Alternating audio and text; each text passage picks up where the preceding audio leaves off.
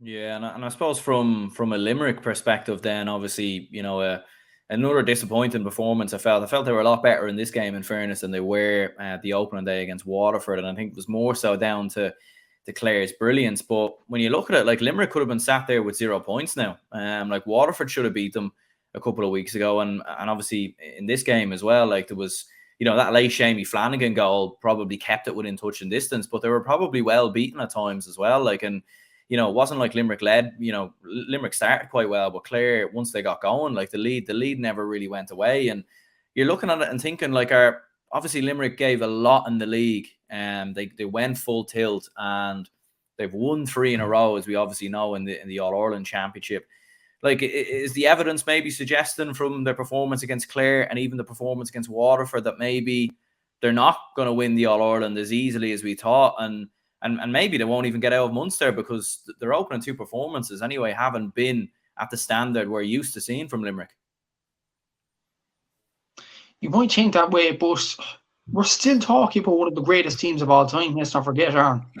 Like, this Limerick team have produced performances that are just out of the world over the last few seasons, and you think they have the temperament to change this around. They have 2 games now to change their season. You would imagine they'll beat Cork at the Gaelic grounds.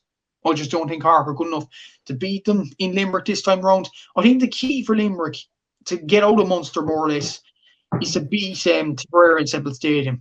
And I think like that could be a risky move, because Tipperary are a different animal this season than they were last season, and that's going to be a difficult assignment for Limerick, definitely. But I still think, with the quality of players they have, with the temperament that's around the dressing room, with John Coyley there and Paul Kinnerk, being excellent coaches, I still think Limerick have enough to go to Munster. They should.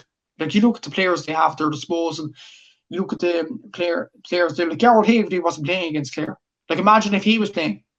Like these sorts of things. And I think Limerick still have enough to get out of Munster in general. And in a general sense, like, if they finish third Munster, it won't particularly be a bad thing, because they'll just realise, okay, we have stuff to work on, go into the All Ireland series. They'll play the Joe McDonough Cup runners up, which will most likely be a Carlow, a Kerry, or a Leash, and they should absolutely pummel them, and to get into the All Ireland quarterfinals against Galway, who, to be fair, like, Limerick are a much better team than Galway when you look at the players, the personnel, and all that. So I still think Limerick have it in them to have a very good summer, but they have to change their performance levels around even more so. And John Coyle is definitely the manager to do that. They have the players, they have the management, they have the temperament. I think Limerick will be absolutely fine in Munster, but maybe the game against Clare this weekend will set a few doubts in the minds of the players. Yeah, like, I suppose, yeah, like when you think about it, when they lost to Kilkenny, they obviously came back a year later and, went on an incredible run. And, we know the age profile of this Limerick side is perfect. They have great under 20 hurlers making the breakthrough, obviously, at the moment. As you said, one of the best coaches in the game in John Coyley, Paul Kinnerk, obviously, there in the background as well.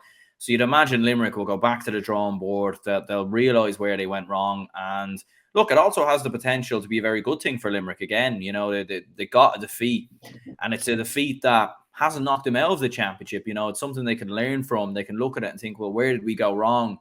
And if they do end up playing Clare at some point further on down the line in the championship, whether it's in a Munster final or even beyond that, you would look at it and think, they'll surely take learnings from that and apply it, into going into those games. And as you said, when you look at the wealth of their squad, the players that they have, the mentality of the players as well, which I think is crucial as well to get over big games time and time again.